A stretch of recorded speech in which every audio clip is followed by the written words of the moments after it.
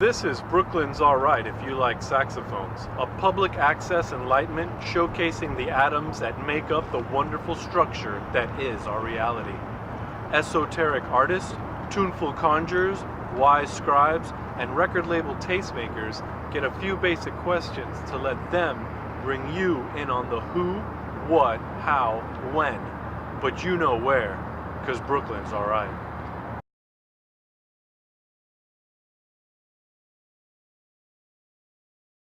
Welcome to Brooklyn's Alright. I have with me writer Cassie J. Sneider, and we're going to be talking to her about her writing.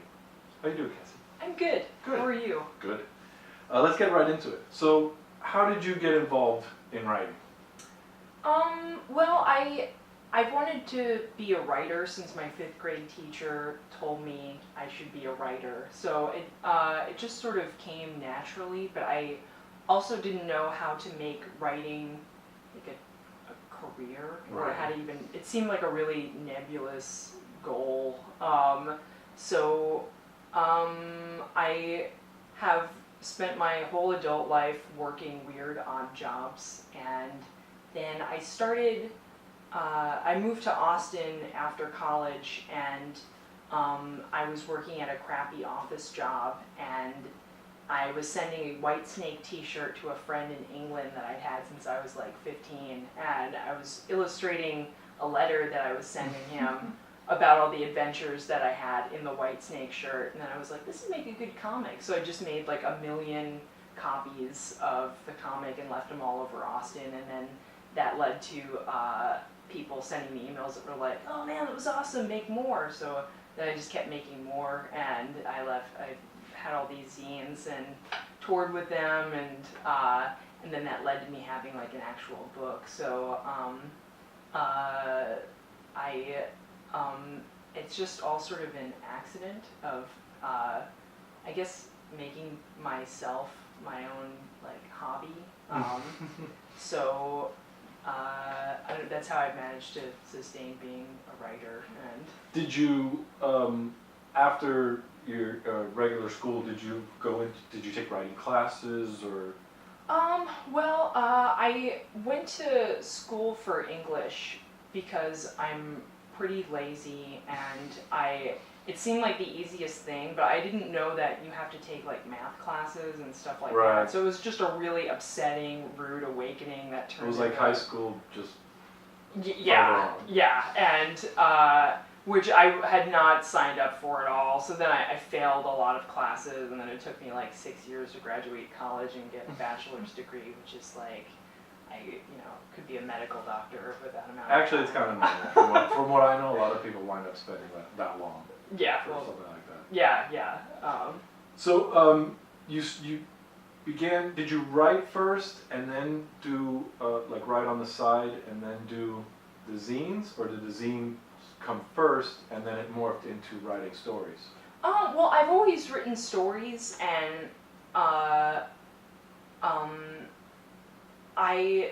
the zines were just sort of like a side effect of writing. Like I'd written for a long time. I'd done lots of readings that no one showed up for, and so I didn't really know how to, like, what to do with writing until zines and comics came along, and then it was like, oh wait, there's like a whole world of like where you could release your own and release all your own stuff. Yeah, and that had never really occurred to me. Like I had been like sending out stories into the like vapor of like, hey, magazine. Right, hoping they would get published. Yeah, and like it doesn't really like this is in the cusp of the like publishing industry just going down the tubes.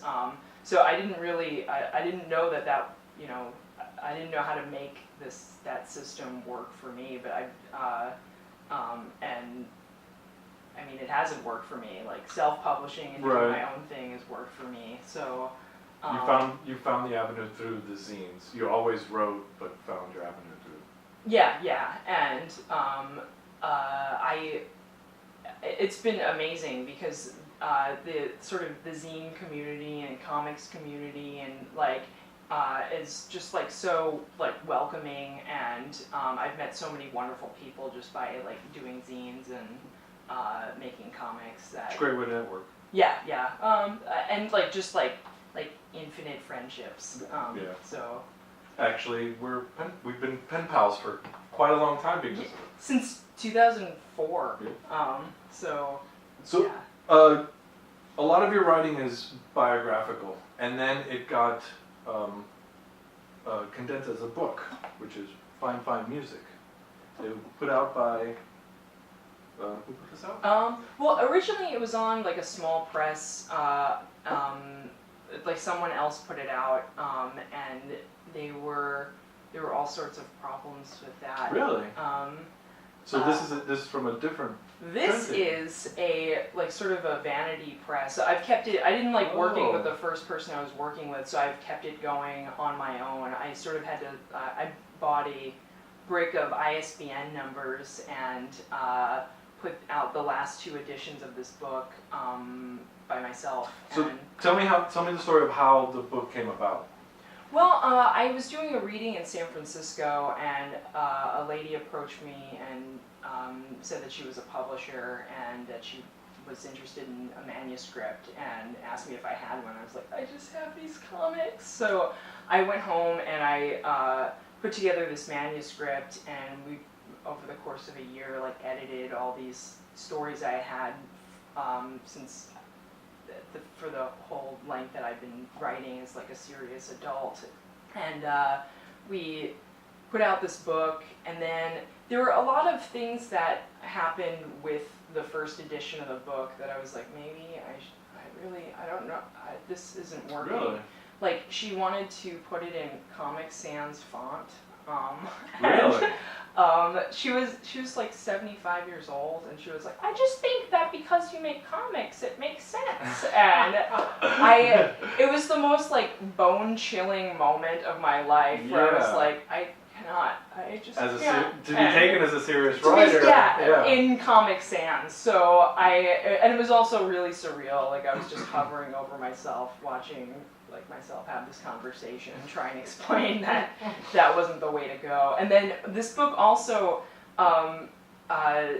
the original publisher wanted to do an urban dictionary at the end of it, which would be a glossary of all the terms that she didn't understand, which were like band names and like pop cultural things. And at first I was like, okay, that could maybe be funny. So then I wrote like a couple definitions, like Twisted Sister is like a Long Island metal band from, We're Not Gonna Take It and stuff like that. So I did all these definitions, and then she just kept sending me more, and it became this like... the definitions were almost larger than the book. Yeah, it was a 300-word glossary, like, stuck onto the back of this book. And then I had to have this conversation where I was like, look, there's this thing called the internet, and people have it on their phones, and anyone that's going to read this book already knows who Aerosmith is. Yeah. But if they don't, they can look it up on their own without me having to like hold their hand. So like there were just all sorts of like things where I was like, I think maybe I should just work by myself. So what's the reception been to the book? It's been awesome. So the first pressing was 500 copies, those are all gone, and then there was a second printing, all gone, 500, and then I did another one in the beginning of this year, and of 500, and there are like 100 left. Really? So, awesome. Yeah, like 1,400 copies sold. Oh, wonderful. Yeah. So, here in Brooklyn, you also began a storytelling series called The Worst. Tell us about that. Well, I started that in San Francisco. That's right, yeah. When I was living out there, and I wanted to do, there were a bunch of, I have a lot of friends that have like storytelling series, and I'm always kind of interested in like asking people questions, and a lot of questions that I'll ask are like, what was the best this you ever did, or what was the worst job you ever had? And you were actually kind of instrumental in inspiring this because, cool. Like I had asked you like, what was the worst job you ever had, and you were like, well, when I was working in Miami as an exterminator and I found that dead body. So I was like, man, the best answers are always the worst answers. So the series is called The Worst, so it's just like writers and musicians and weirdos telling stories about their worst whatever, like worst roommates or dates or jobs or anything horrible, but that makes for a good story. What's the reception and the future for that? It's been really good. I was doing it at a venue in Brooklyn, and I have changed it to Blue Stockings Bookstore in the Lower East Side starting in June. So it's been really cool. I've had a lot of like writers and musicians that I really admire doing it. Like, Black Dahlia from the Dwarves told a story. Eric Davidson from the New Bomb Turks. Jennifer Blowdryer.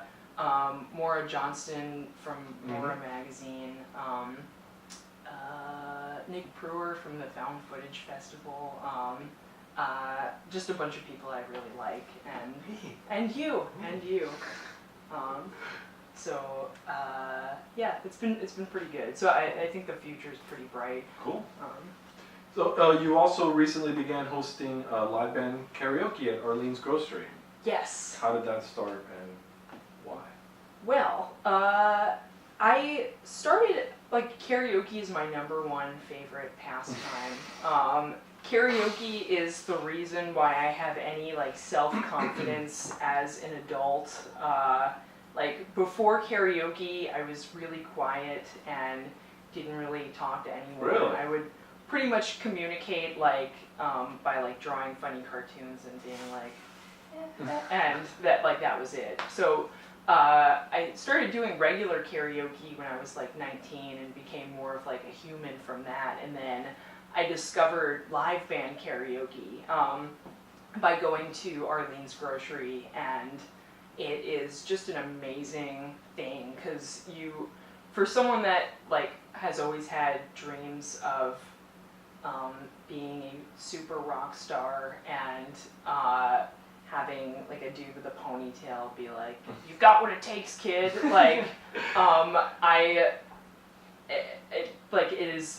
It's as close to rocking as I'm going. So there's a live band that plays the music as yes, and you sing along. Yeah, there are lyrics in front of you, and then there is a live band backing you. So you have to have there's some finessing involved because you have to kind of be a little familiar with the song. I was gonna say, what kind of music?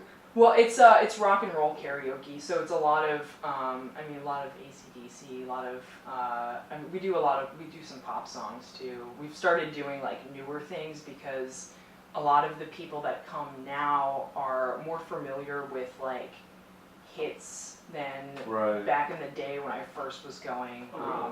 I don't know, people's minds are different with iPods and downloading stuff, and it's a younger crowd that's coming. Right. So, but we do all sorts of songs and do weird corporate gigs and Really?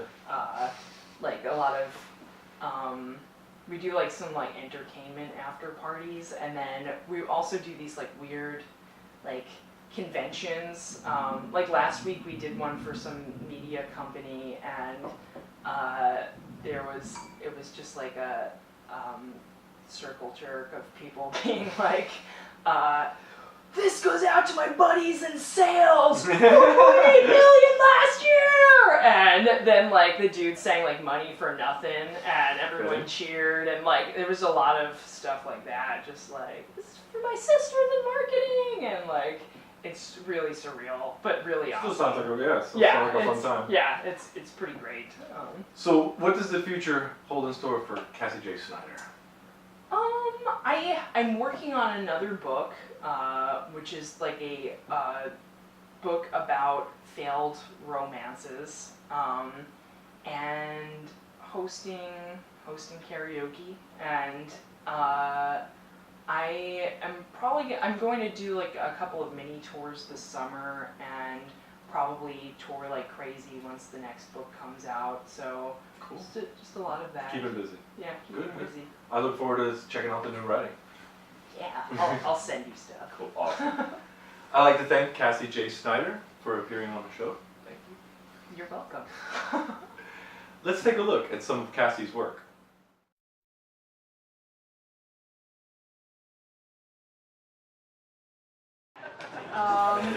So our next storyteller is going to be Steve Trimboli, who is the creator of this very place that you're standing in, which, by the way, pretty much everything is for sale here, right, Steve? So you could kind of knock out a lot of your holiday shopping just like by looking around you right now. He also was the creator of Scrap Bar, which is another place, and he has a story for everything. So everyone welcome Steve Trimboli.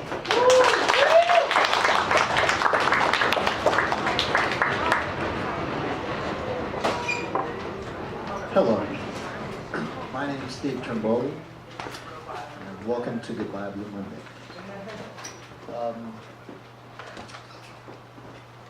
Today's December 3rd. This is a story about something I wrote on December 10th in 2007, about something that happened on August 27th, 1983. At that time, I was a tuxedo-wearing French restaurant bartender. It was a provincial bit of a setup, a local Brooklyn restaurant that did good, steady business, had available drugs, and a bar full of premium beverages. This story's going to play sort of like a movie in my head. The phone rings. It's located behind the ornate oak bar. I walk over. I pick it up, I speak quietly for a moment, put the phone back in its cradle. I walk back to the table I was sitting at and sit down. The place is closed. Seated across from me is Ruthie. Ruthie is wearing a vintage dress of dusty blue crinoline. She's very beautiful, in her 20s, with blonde hair permed to tight ringlets. She's crying softly. The only other sound in the room are the air conditioning and the refrigeration units. I say, I don't know what else to do anymore. I just can't do this. She says, but I love you. I don't want you to go. I say, well, that's very sweet, but it doesn't change things. Christ, you never even dressed up as nice for me as you did tonight for someone else. You look so beautiful. She says, well, that's because we don't go to places like where I went tonight, and you're always working on weekends, and he has a real job. The worst thing you could tell a bartender who just finished a 10-hour shift is that you don't have a real job. And you know that you've ceased to matter when what you do for a living is reduced to nothing. I guess I just don't know what I want, she says. That line's right up there with, it's not you, it's me. I got a really creepy feeling when she said that. Look, let's just put things on hold for a while. I'll get your stuff together that's in the apartment and bring it by your house tomorrow. Just sign the back of the registration. I want the car. Our eyes meet again. Her tears are gone, replaced by a cold, icy resolve. What do you mean you want the car? I want the car. It's in my name and I want to keep it. The car in question is a 1968 Mustang convertible with a white top, and it's cherry apple red. You can't have the car, you don't own the car. The registration and insurance is in your name, the title is in mine, and so is the banknotes. Well, I want the car anyway. If what you're saying is that you want the ownership of the car transferred to you, fine, but the banknotes go with it. I can't afford to buy it. I say, well, then you can't own it. But I want the car. Listen, Ruthie, you can't have the car. This is not a property settlement going on here. We're not whacking up the furniture and splitting up the kids. We're breaking up. We're two people who knew each other for about a year or so, and it's over. We don't live together. Palimony doesn't apply here. If you want the car, you can have it, but only if you pay for it. But I know you want. But maybe you should just go home and think about what you're saying, because you're talking like a crazy person. I move from the table, stepping back to the bar, and I look at her in the mirror's reflection. I turn back to her and I say, look, why don't you just please go? She folds her arms, she looks at me and she says, no. I say in a low, threatening voice, Ruthie, get the fuck out of here. She answers in the same voice, no. With clenched teeth, I say, get out of here or I'll fucking kill you. With casual, total contempt, she replies, then I guess you're just gonna have to kill me. Okay, murder's not an option. What do I do? I bury my head in my hands at the bar, and after a few seconds, I turn quickly, lift her up by her arms, lift her out of the seat, and push her toward the front door, understanding the sooner she's out the door, the safer it is for both of us. You're getting out of here. You're getting the fuck out of here right now. Now in the foyer, I'm fumbling with the deadbolt. I open the door, I push her out, and she stumbles out and she falls over in her shoe. Or she's wearing heels and she falls over in her shoes. In my eyes' linear view, no longer inhabited by Ruthie, and further out into the street, I see a policeman, I see another policeman, and I see another policeman. Everything seems to stop and the volume cuts out in my brain. The universe is white noise. Up to this moment, the police were dealing with a minor auto accident, a fender bender, but now everything's changed. I walk forward to help Ruthie up from the pavement, but I'm gang tackled by three cops. As I'm being lifted to my feet, my hands cupped behind me, I hear the sound of her crying. I'm immediately composed and aware of the very dangerous waters that I'm in.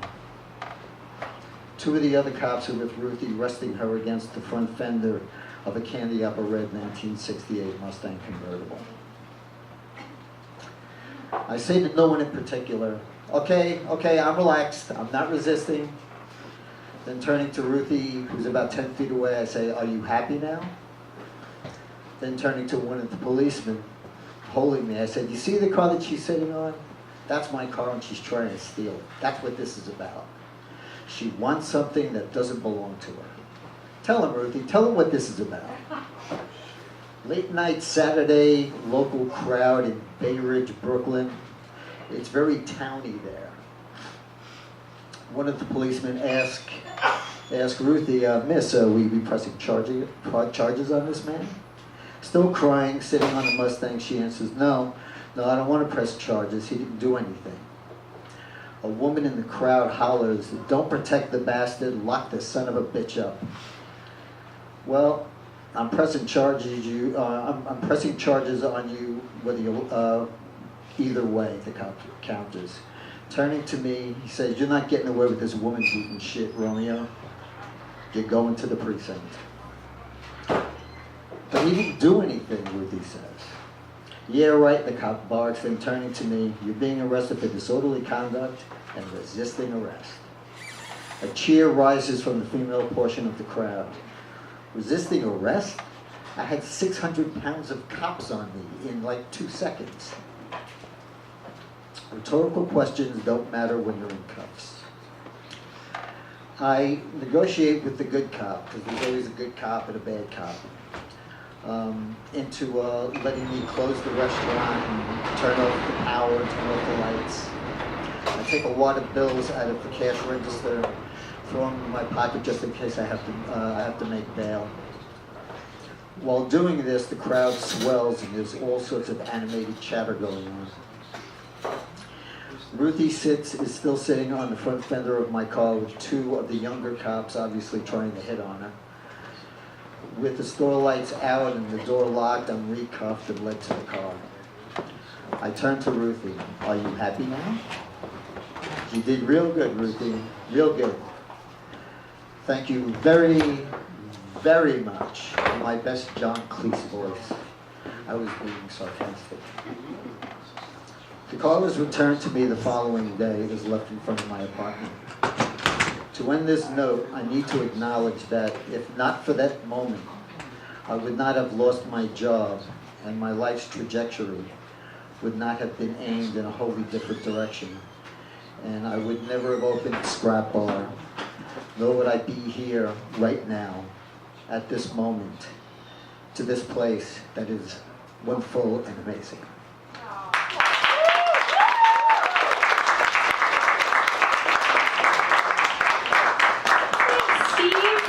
Steve Trimboli, everyone. Thanks for watching. Hope to see you out on the streets of Brooklyn.